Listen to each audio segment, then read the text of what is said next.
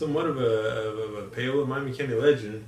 Well, I mean, Mr. Modesty over here, but I mean, the name Steve Papoon is synonymous for a bunch of things. But I mean, the trip to Hollywood, the making it big out there, and the idea of going out there and creating a show or writing for a show and making it big time. And Steve, how you doing? I'm good. When did you first get started into writing? Technically, it was right here in Paola. I wrote a humor column for the high school newspaper my senior year. And that's your first shot? That was my first shot, and it seemed to go over well. I got a good response. And then in college at Kansas State, I wrote some stuff, playwriting. Not a lot, but enough to give me, encouragement. Did you take classes out there specifically for writing, or was it just kind of like a... writing, like playwriting. They didn't really have a TV film department at Kansas State at the time. I don't know if they do now. A lot of this you just have to kind of pick up on your own. After I moved to California, there's plenty of people that give classes in story structure and comedy writing. I was 22 right out of K-State. The general area. I first lived at a fraternity at UCLA, in the same one I belonged to at Kansas State. And then I moved down to Bellflower, which is just north of Long Beach, and about 30 miles away from Hollywood area. Well, I'd always loved movies and television and reading behind-the-scenes stuff. That's what I especially liked. I just liked being there. Just the history. I mean, a lot of it gets washed away. Stuff gets torn down. Yeah. The stage where we shot Alf, it was on the former backlot of Selznick International Studios, which is where they shot Gone with the Wind, and then later became a rental backlot where they shot the Andy Griffiths show. So now, take us through a day. Okay, well, yeah, let's go to Alf.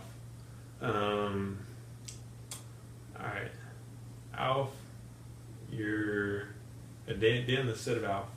Like, what would you walk in? Do you walk in and punch a time card? No, there's no time. Not for the writers. The stage crew, I think, actually did have time. But in a typical production week, we would come in Monday morning, and all the actors would sit around a big table on the set, and they would crack open their scripts and read it for the first time. And we would have representatives from the studio and from the network, plus other production assistants and people from the office listening in. That was the first time the script would be up in front of an audience. And so the writers would sit there and make notes on the script, what jokes were working and what weren't. Really? And then we would go back around, rewrite for the rest of the day. The actors would go ahead and start rehearsing with the director. And that would, be the first day. Second day, we would come in and the writers would work on upcoming scripts. And the actors would be given the rewritten script from the day before. And they would rehearse that all day till about 4:30. And then we would have what they call the studio run-through, where the actors go through the paces on the set, acting out the whole show. And again, we kind of see where the jokes are, when they're not landing, if the director is kind of the right thing. Yeah. And that would usually be a late night for the writers. We would be there till 10 o'clock. Next day it was kind of the same thing until 4:30, and then it would be the network run-through. And then we'd get notes and we would do a shorter rewrite. The day after that, Thursdays and Fridays, the writers would be in our offices. So how many writers were there? On Alf, it varied by season, but it was between 6 and 8 a season. Did each writer have a character, a specific point of the show they were writing for, or did everybody? Not really. You write for every character. I mean, the women writers would maybe have a better handle on, the female characters. We didn't break it down that way. So how many did you say? We had 6 to 8 each season. Wow. On Roseanne, we had 21, which was actually crazy. It's typical is 8 to 10 on this show.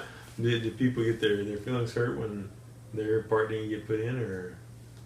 Well, you always hope your jokes get in. I mean, it's amazing how much rewriting goes on in a typical half-hour episode. So the first stage is to assign the script to a writer to do the first draft, and usually they would be given like 2 weeks off to write that. Now was Alf with the live audience? No. Okay. They tried it the first season before I was there, but because of the difficulty with the puppet, Mm-hmm. the whole stage was elevated 4 feet.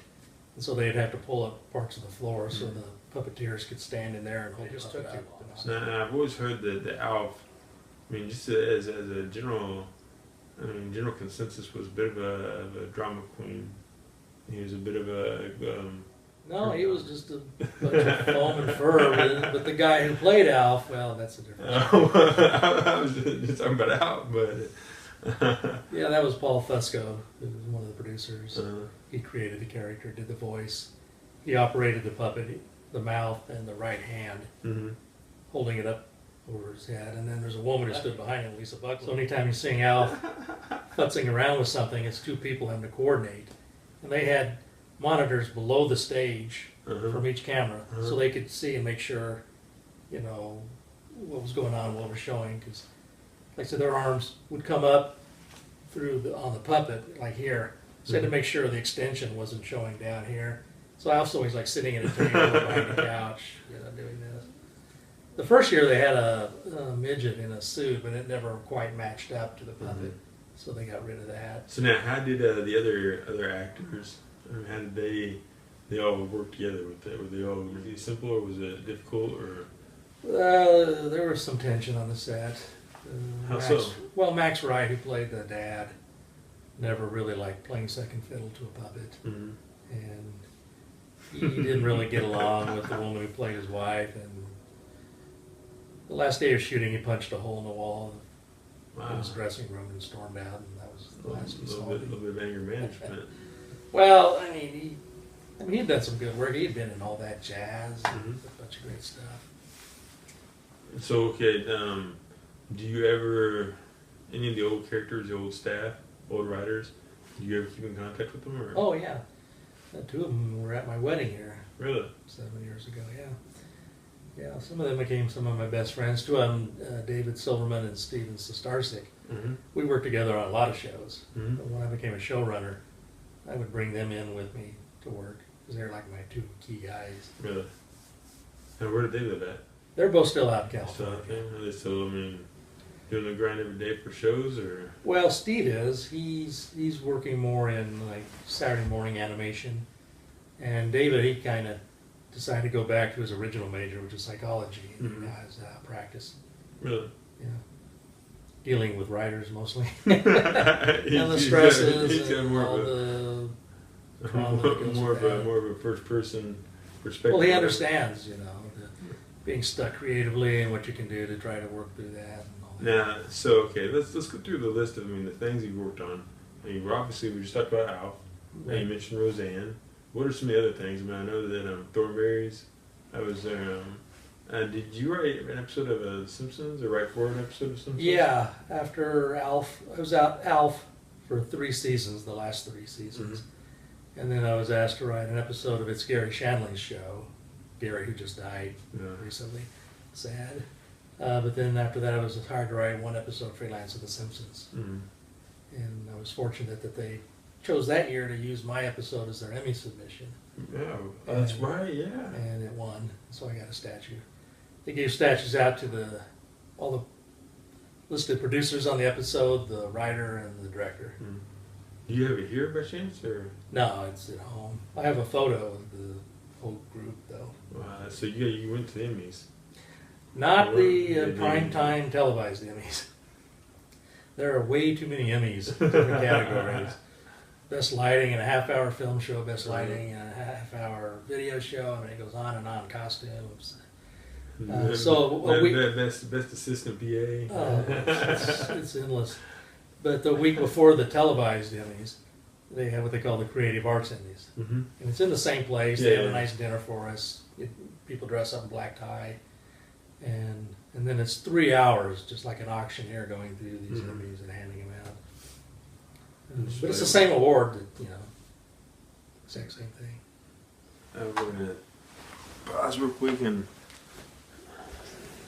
So Steve, so this is the famous Emmy. Yep.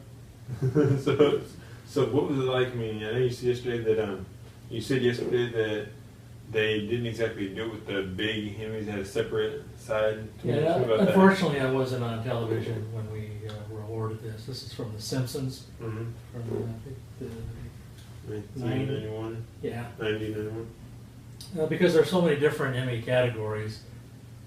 You know, best lighting in a half-hour show, best lighting in a half-hour film show, best costume in a half-hour show. They can't possibly get them all out during the televised show, so it would last 18 hours. So the week before the regular Emmys, they have what they call Creative Arts Emmys, where they hand out. It's at the same place, the Pasadena Civic Center. And they hand It's out. kind of the same thing. The same. Everybody sitting on the tables and. Well, in the televised are in the auditorium, Uh-huh. but afterwards they go next door to this giant ballroom where they have dinner and drinks. The Creative Arts Emmys were held there, and it was black tie, everybody dressed up. They had celebrity presenters, and after dinner it was like 3 solid hours of just So you handing might- out Emmys like, You might pick it up. no, go ahead, just don't drop it. kind of one of a kind. This is a. I thought that'd be heavier. Yeah, it's heavy. No, it's heavy, but it's more than a 5-10 pound weight. it's all there. It's nice to have. it's a good talking piece. Well, now I know the first line of my obituary. What's that? Emmy-winning writer Steve Poon died yesterday. We didn't find out till the ceremony. Okay. And you found out. The week before the actual Emmys on TV. Yeah, it was the week It's before. ceremony for you guys. Yeah, they handed these out, the night of our dinner, the week before the televised Emmys. But the nominations had come out, weeks before then. Now, do you remember who else was in the running for it? Rugrats. Some show with Steven Spielberg, I forget, cartoon show. It was The Simpsons. It's not a straight writing award. It's The Simpsons won it for best animated special, hour or less. That was the category they were. Well, they just say it's special. It's just an episode. I only wrote one episode of The Simpsons, freelance. I knew guys on the show, and they brought me in to write it. And they could only submit one episode for consideration. And for whatever reason, they chose my episode. I thought there were better episodes that year. But apparently not, because so you win the prize. yeah. So when we won, it was all the credited producers on the episode, plus the writer, plus the director. And so there's So 12 was of it us. Matt Groening? Matt Groening. Groening. He's the guy who created The Simpsons. He was there. Sam Simon, who died a year ago, he was like the driving force in the early years. And The Simpsons is still going. It's still. Still going. There's that photo you looked at. There's one guy in there, Al Jean. He's still there running the show.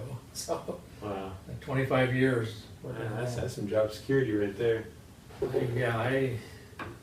After 3 years on Alf, I was ready for something new. I don't know how they can just keep going. Just keep going year after year.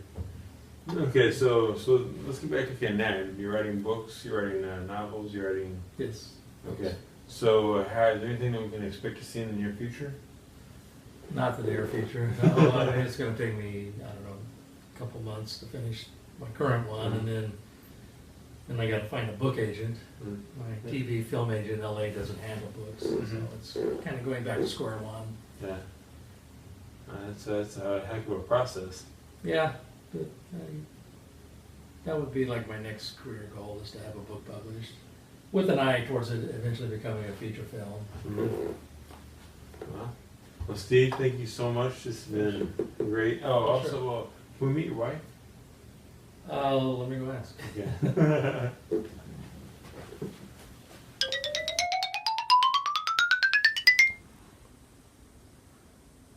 Okay, now Steve, explain to us about this poster. This is a poster from a little remembered magician, Leon the Great. I just love this poster.